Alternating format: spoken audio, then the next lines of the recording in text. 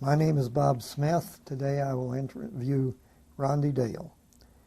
She was a poster child for war bonds in World War II. This interview is part of the Veteran Oral History Project.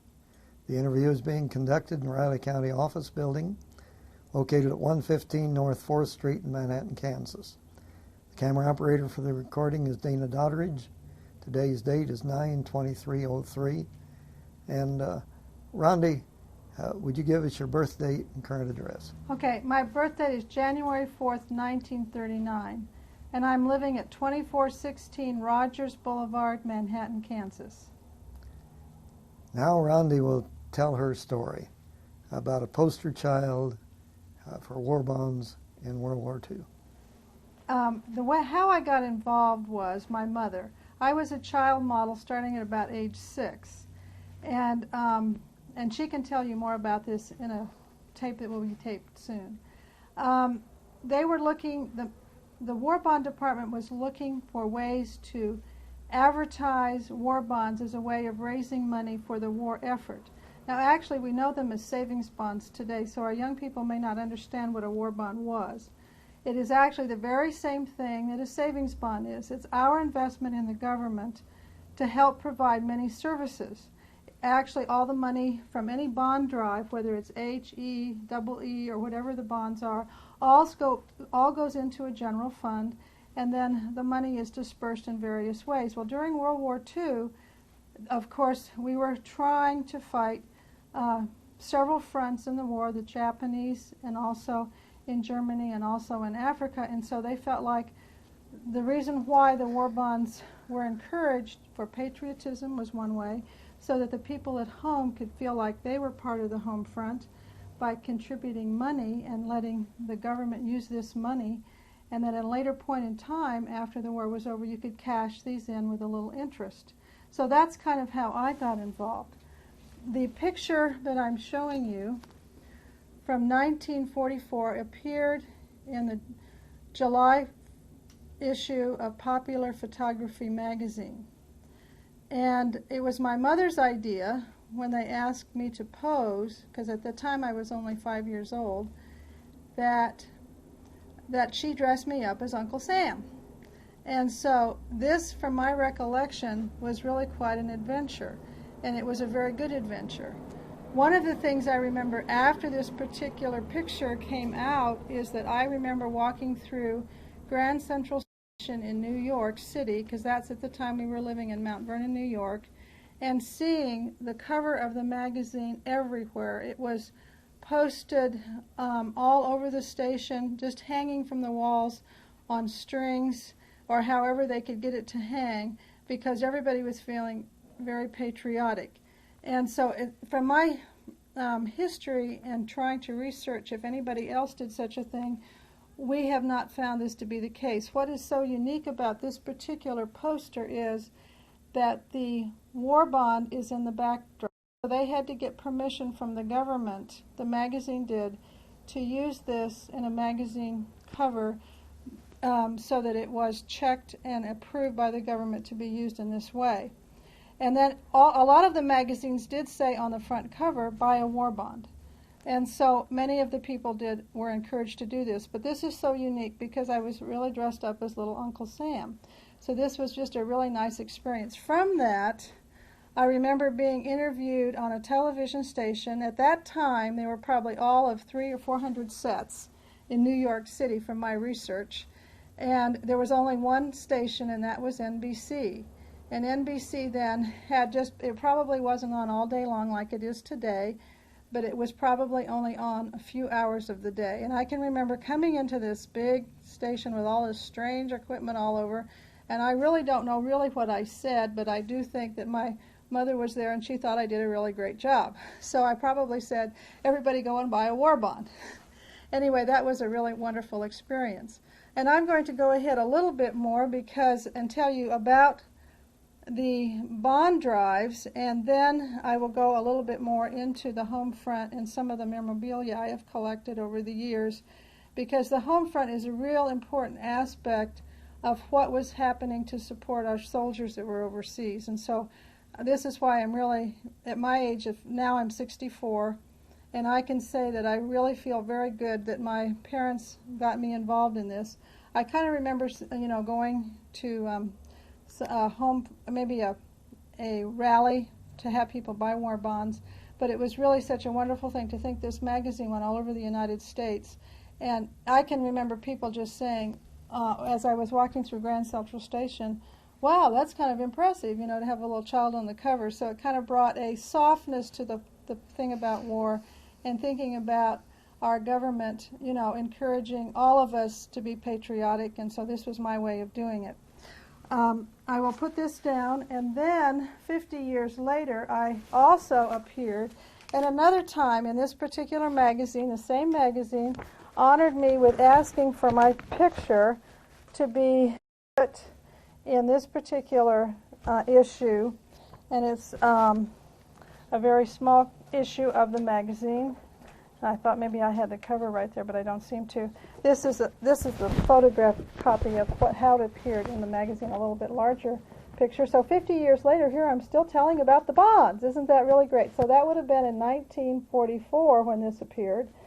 And the actual cover, this is what it was inside the magazine.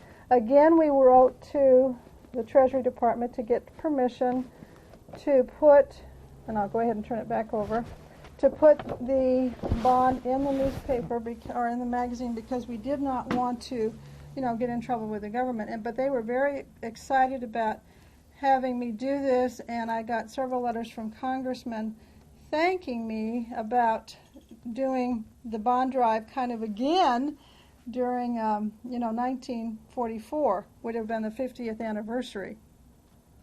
And then some other things have happened since that time. And I will lower this. When 9/11 occurred about a year and a half ago, or 2 years ago almost, we had across the screen on the television set, it said that the government was thinking about reissuing the war bonds, again, actually calling them more war bond.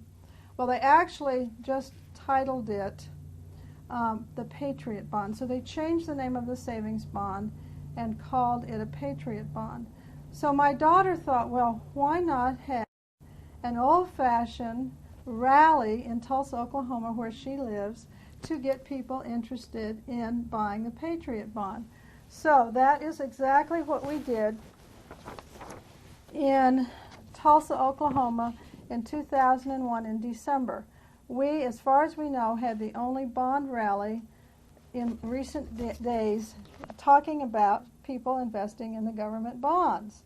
So it's really been a wonderful thing, and we had veterans there. There was veterans from all wars that were there, and they greeted the people, as well as a bank came and sold some bonds, and it was really lots of fun. It was a really wonderful day, and a lot of the merchants also donated prizes for people that would buy bonds. So this was still going on even today, which is really exciting. So you could buy a savings bond, or they called it Patriot Bond. That was the name they chose, the government chose. And so as of 2001, we were still involved. Well, we got a lot of letters from a lot of different people. Even President Bush sent us a thank you note for doing what we were doing, and I thought that was quite exciting. Well, because of this, and we also appeared at the Tulsa State Fair back in 2002, again encouraging people. This was volunteer. We were not getting paid for this, to go ahead and talk about putting money into the government and putting it into bonds, any kind of bonds, savings bonds, E-bonds, I-bonds, whatever kind of bonds. Well, from this, some other stories developed. One was, I was at the time last year teaching in Junction City, and so the Junction City paper ran a story about buying bonds. So this was exciting again. So the legacy is still continuing. And so they did a very nice story, which happened to, this story actually ended up in the Emporia paper, which was kind of interesting, because my aunt that lives in Emporia, she called and said, I saw your your picture and your story in the Emporia paper. I said, wow, I didn't even talk to Emporia about doing it. So it kind of spread around. And of course the Tulsa, Oklahoma War Bond Drive, that was televised the little news item, and we know that somebody from Oregon actually heard about this because they got back to Susan. So this was really a really wonderful event that we had, just talking about this. And then the school district wrote a little story in their little staff newspaper, plus the high school students at that time also put a story in their paper, so that was very exciting. Soon after that, my granddaughter, in April of this year, got on the cover of the Oklahoma City Women's Magazine, representing, as I did, 50-some years later, kind of a full circle of selling the bonds, the government bonds, to the people, which is really a very interesting connection with the story. And so there's actually a three-generation situation. And this is the three of us in this poster, again, getting the permission at the time that we did this, of my daughter Susan and her daughter Anastasia, and myself, still going strong with telling people to buy government bonds, all volunteering. No money is paid, just to say that, you know, investing in the government is a good thing to do. So this is really a very exciting thing. Now, there were some changes that occurred since the bonds, which is kind of a little sad for some of us, that the changes that are occurring because a man from the Treasury Department came to my daughter after he saw some of the publicity and stated that some of the bonds are not going to be as easily to purchase. You can always cash them in. But they're making major changes, and it's a little disappointing because eventually the bonds will only be able to be bought through the internet, and you will only be able to have your bank account number have the bonds bought, whether it's an E-bond, I-bond, savings bond, or whatever. And this is very, very sad because it's going to make it so that many people will probably not purchase the bonds. And there was a story just real recently in the USA Today September the 8th magazine, going into great detail about the changes, and here we are on the cover again of a national magazine talking about the bonds that our government has, which are a very safe investment. So we're still encouraging people to buy bonds. You'll always be able to cash them in. What we would like to see is people write their congressmen and tell them, hey, we want to make it easy. We want to be able to have a certificate, a paper certificate that we can show our children and our grandchildren, because this is something they have treasured for many years. We don't want it just on the internet. And that's what we're trying to tell people, you know. For many of us, we have some questions about the worms and all the different things that occur with all the viruses that go on the internet. And so we're not as comfortable using maybe the internet to buy things as some of our younger people do. And so, and then many of the senior citizens also may not have access to a computer to be able to do this kind of buying. So this particular article that was written on September the 8th, just this year, is talking about all the changes, and we're still saying, still buy bonds, it's a good investment, but just tell your congressman to, hey, we want to make it easy for all of us to do this. So this is one of the things that we're still doing. We are going to be appearing in another article in Oklahoma City this coming Sunday. So this is very exciting. So this is still happening over the past 50-some years, and still saying, you know, the government does have a lot of things. We may not always agree on everything the government does, but not only in rebuilding Iraq, but also in building highways. You can use the bonds for education. So it's really a good thing, you know, to buy government bonds. Do you have any questions about any of the things I've said? Well, let's recap just a little bit. When was the date of the original? The original bond, the original story, was in Popular Photography in the July issue, 1944. And then when did you do the? 50 years later in the same magazine. It wasn't on the cover, but it was inside. It was 1994 then. Yes, 1994, so that was a 50-year time span. And of course our family has always, bought bonds in several different ways.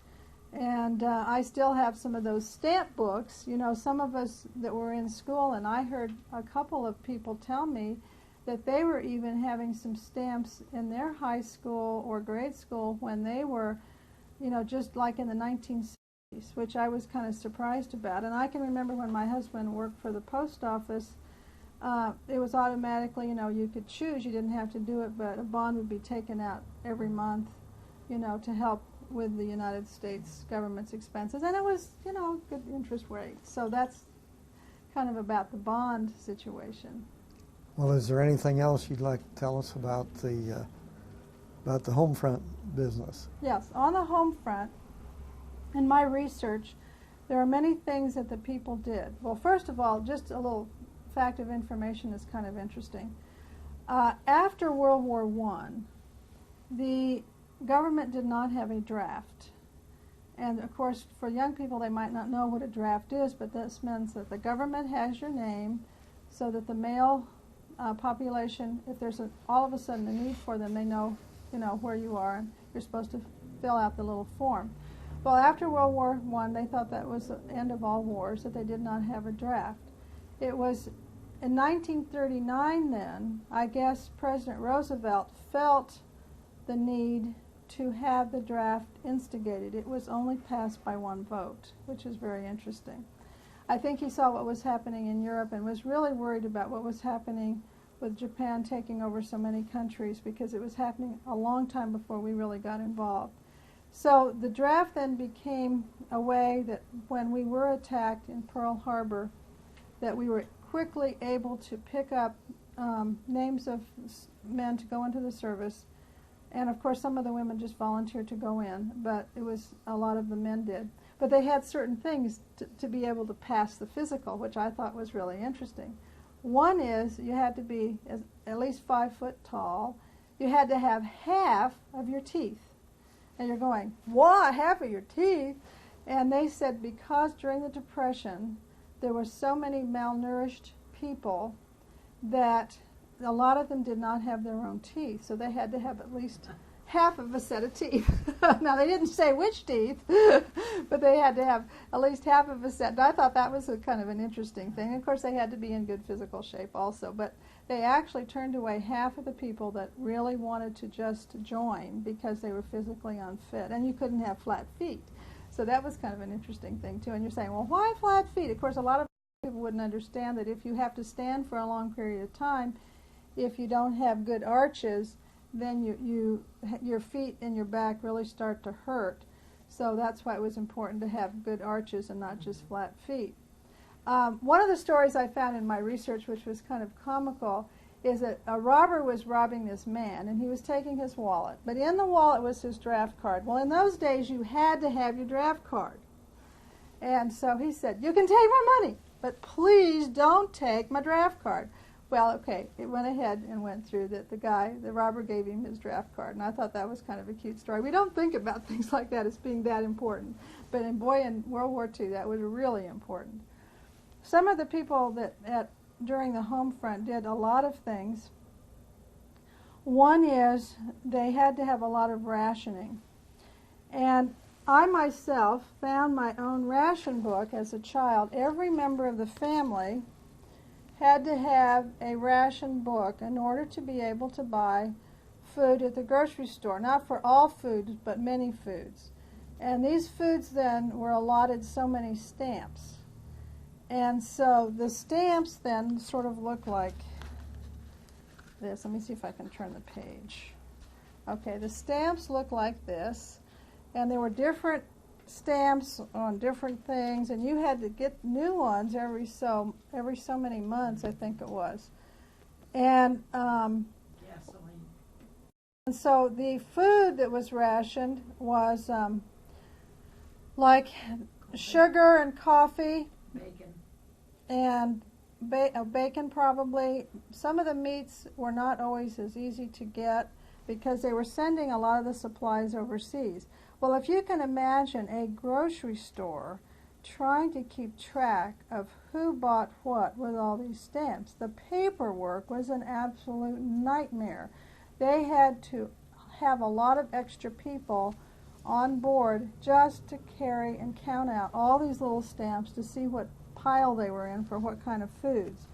And it cost really the grocery stores a lot of extra money. They also put a lot of the foods on price control.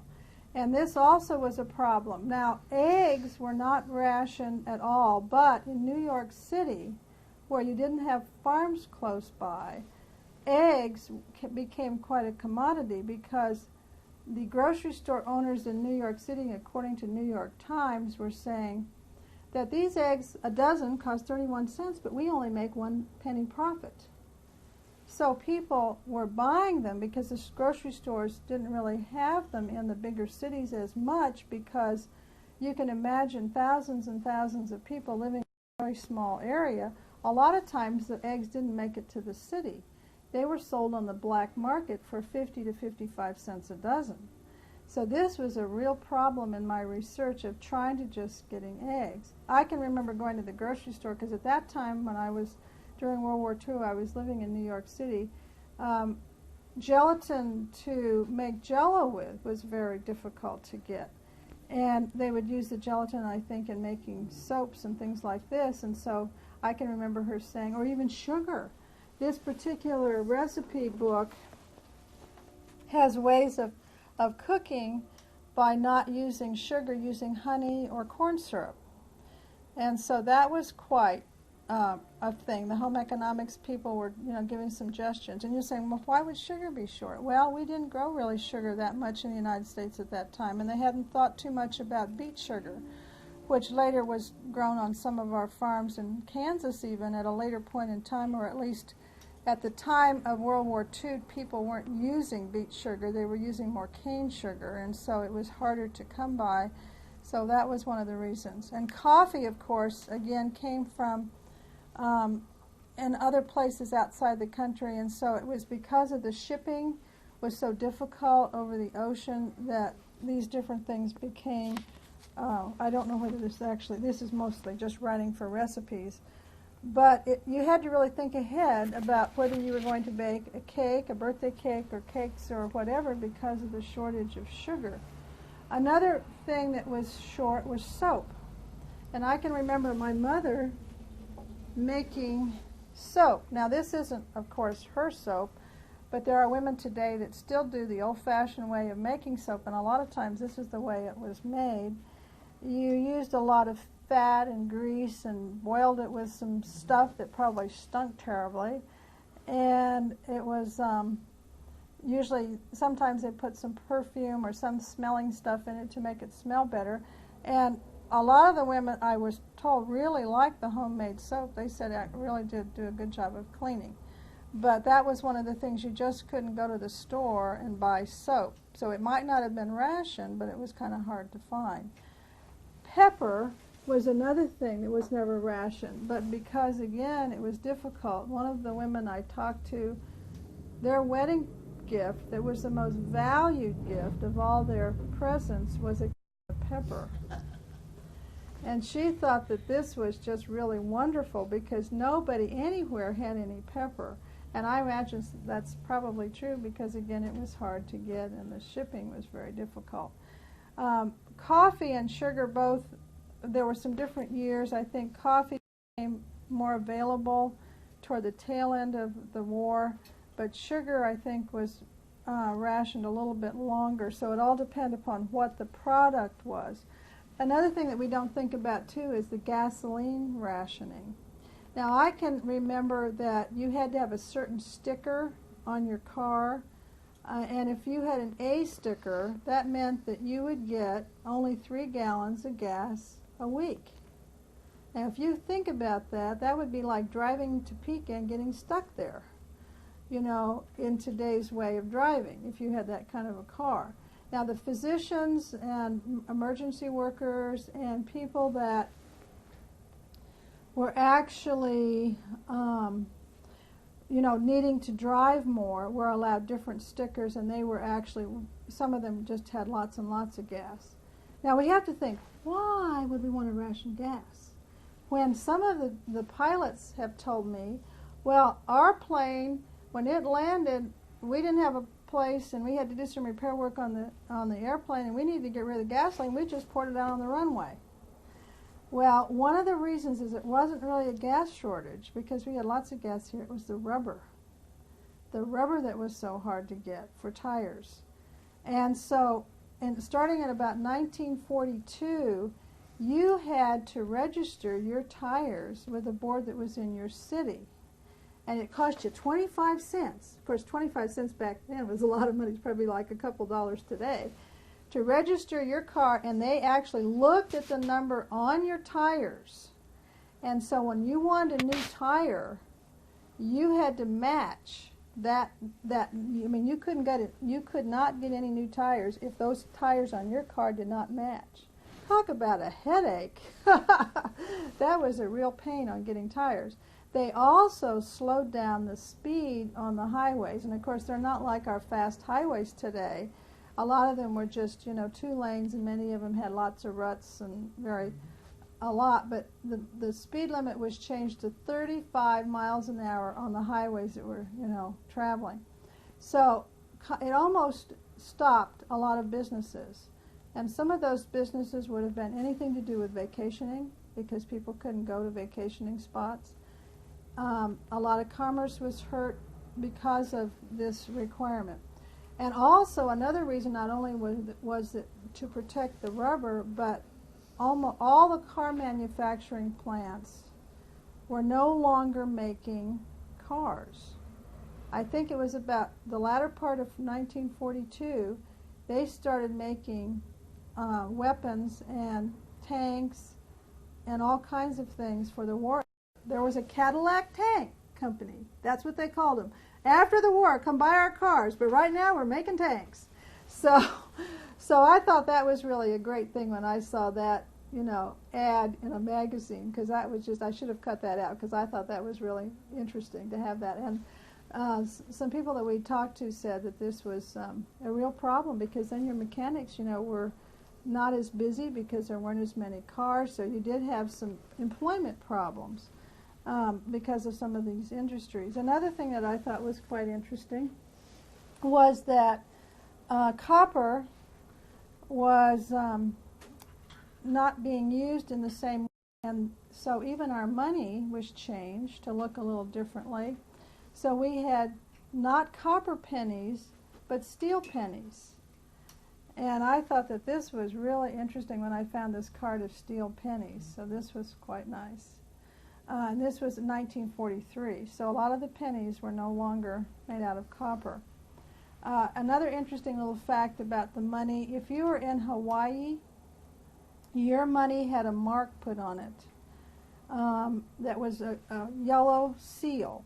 It was just stamped on the outside of a $10, $5 bill, $1 bill, whatever it was. All money that was in Hawaii was stamped, and they said the reason for that was if Hawaii was invaded, they would want to know that that money now was being controlled by the Japanese. So, and a lot of the currency that was taken outside the United States, even by soldiers if they were in Europe, was marked with a certain code. So they could not use that. In other words, the money then would be no good if it had this particular stamp on it.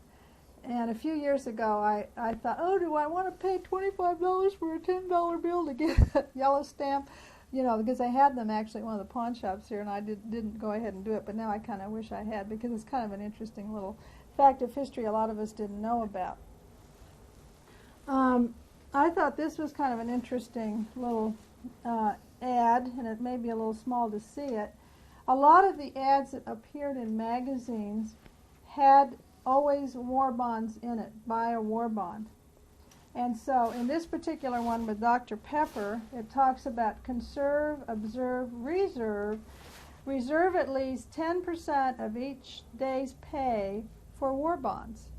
So you saw lots and lots of ads in all kinds of ways by almost every company encouraging people to get involved, in the war effort. Of course, there was a small population, I think maybe 2 or 3%, that didn't want us to get involved at all.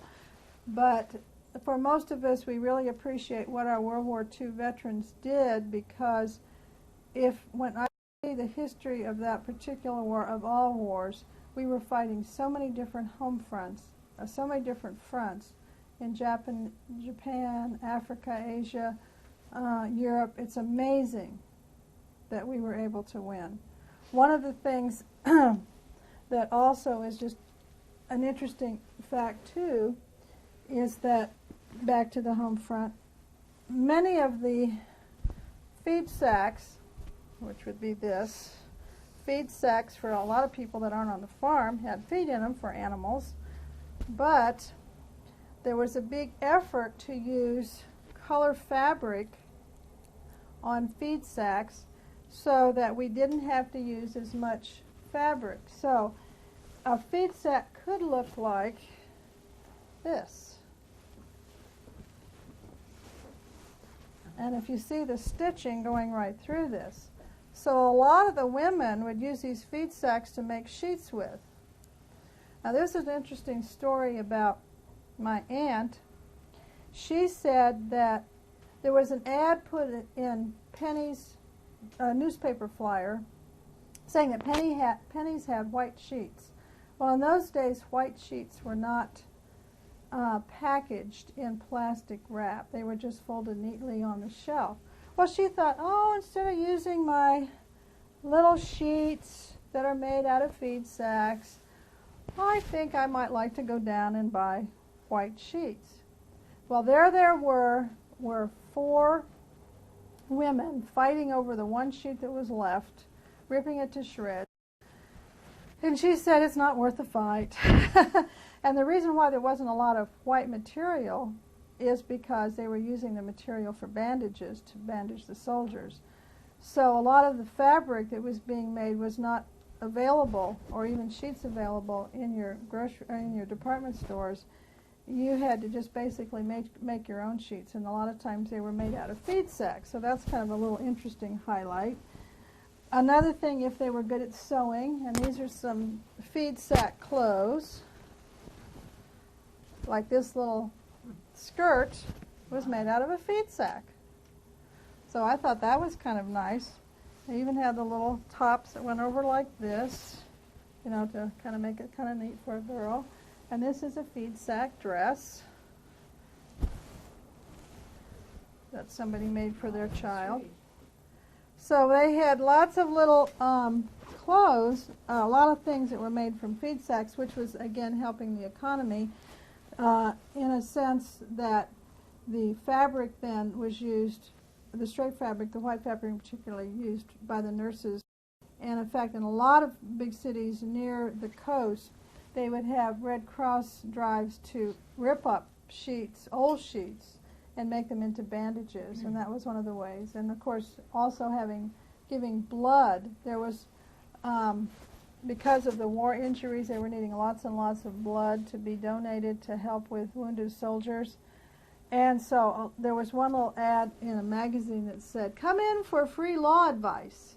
I will be here from 2 to 4, and you can donate your blood, and I will give you some advice." So I thought that was kind of a neat thing. In fact, even to buy war bonds, a lot of the theaters would have, you know, come and you can bring somebody free if you buy, you know, a $25 war bond. And in fact, Manhattan participated in that too, because I remember finding some ads on that. Some other things that were kind of interesting is the, of course, this is the set. These are the stars in the window. They had the flags to let people know that their soldiers were overseas, and certain colors would designate whether they were just a veteran, and if somebody was killed overseas, there would be another color. But this was seen a lot in the windows of different people's homes to indicate things. Another thing that was quite interesting is that I remember the sirens as a little tiny girl living in New York City. And they would have what they call blackouts, where you had to have all the shades pulled down at night so that you could not have any light. And so it was kind of frightening to hear the noise of the siren going. And they would have air raid wardens that were actually to go around your neighborhood to be sure that they couldn't see any light through the windows. Now, Manhattan, Kansas, as far as I could know from my research, only had 2 air raid drills. And there was one person or 2 people that left their lights on, and their names were blasted in paper. So it wasn't very good if your neighbors, you want to be part of this thing. And a lot of people didn't know, especially on the coast, especially around New York City, there were actually submarines, German submarines, that had gotten into the area right around New York City. And so this is why those practice of the air raid drills was so very important. And they also, had the cars that would drive at night.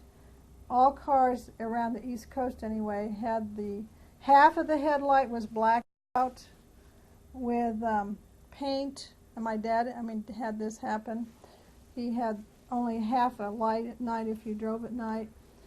Just trying to keep it so that if there was an enemy plane that came over, then they wouldn't be able to see the light as well. And I'm not sure that would really be that effective, because you have to remember that planes in those days didn't have all the fancy radar that we have today.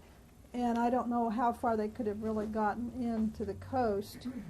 But that was one of the things that you had to do. Another thing that they had were these spotter cards of different planes in the air. And I know my husband said, now he was in right after the Korean War, this was ways of identifying the planes. The different cards would have different planes, that would be on here, different pictures of different planes. So you would play with these cards, and then you'd learn the names of the planes, which I thought was quite interesting. And there were a lot of volunteer people that would just look up in the sky certain times to just see what planes were flying, and if they saw some unusual thing, then they would report that. I think we all know from Pearl Harbor's experience that, because nobody expected us to be attacked, that when the message came through, they could hardly believe it, and by the time it was told, it was almost too late, because the Japanese force had so many planes coming and they started bombing right away that we didn't really have much of a chance. But these were some cards that were developed, and I thought this was quite interesting to see, these spotter cards. And so some of the soldiers may have, or even civilians may have had these to kind of help them remember, just like we have the cards now of the bad guys in Iraq, to help the soldiers spot faces in case they see them. There was lots of little memorabilia, like little matchbooks that talked about the success of defense is up to you, keep the defense line strong, and then they'd have the little Uncle Sam picture on a lot of things. And so this was just on a book of matches, but they had lots of little memorabilia that would have the patriotic symbols on it. Another story that I want to reflect is that we didn't always have everything that we would like to have. Shoes were really hard to come by. And this is a style that happened to be popular for women. Not all women probably wore them, but this was one style that they kind of liked. And of course the hats, to get all dressed up. There were lots of different types of hats. I'm having this one stuck. Little small ones, big ones. Hats like this.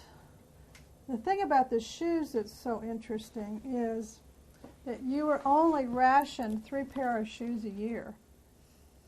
Now, if you had children, now that each child could have 3 pairs, but sometimes children outgrow their shoes a lot. Now, the shoes in those days had the leather soles, whether it was men or women's shoes. And the leather had a tendency to wear like it would normally. And that's one of the reasons why they wanted the men that were overseas, or women that were soldiers, to have the leather first so that they could have their boots. Well, the boots then, because we were really good about supplying that, our local people didn't always have leather. And so I can remember my dad coming in with holes in his shoes and trying to fill that hole with cardboard because he couldn't get leather at the shoe shop. And the shoe man would say, well, I may get it in a week or two or whatever. So it was really difficult. And especially, and there was another story too about the shoes, is that this one family, they were living with, she was a wife and the husband was a soldier, and he was going to be over in California because he was going to be leaving to go to Asia. Well, anyway, he returned home, and the kids that had been living on their farm in Kansas, the mother had gotten all of them lots of boots. And so that was okay. But when the kids moved to be with Dad, when he got moved back to the United States, they didn't fit in with the shoes that were being worn by the girls in California. See, even girls were wearing boots in Kansas, I guess. So she didn't have, this child was saying, she didn't have the Mary Jane shoes that she wanted. Here she had to wear her boots because they didn't have any ration stamps to go out and buy them. They'd used them all up for that year, and they had to wait till they could get more ration stamps. So I thought that was kind of a cute little story about how hard it was to just get shoes. My cousin told me this. She said she was working in a plant, a military plant in California, and if you were working for a military plant, you could get steel-toed shoes. All you wanted. You did have to pay for them, but all you wanted, they weren't on ration. And she thought, oh, how neat. I can go out and get my steel-toed shoes. Well, she wore them one day to work. She said she had so many sore toes, and they were stiff, but she said it wasn't worth it. She says they were horrible. So she decided she didn't want any of those government shoes, that she could get all she wanted of, because her one pair was going to last her a long time, because that's all, she didn't want to wear them very often. So those are a few of the stories from the home front that I can, from my research, that I can kind of tell you about. Okay. At this moment, not unless there's any questions on anything, my name is Randi Dale again, and it has been a pleasure to be here in the process of this wonderful project to kind of restore and keep insight the things that were happening during World War II. And I hope you have enjoyed my presentation.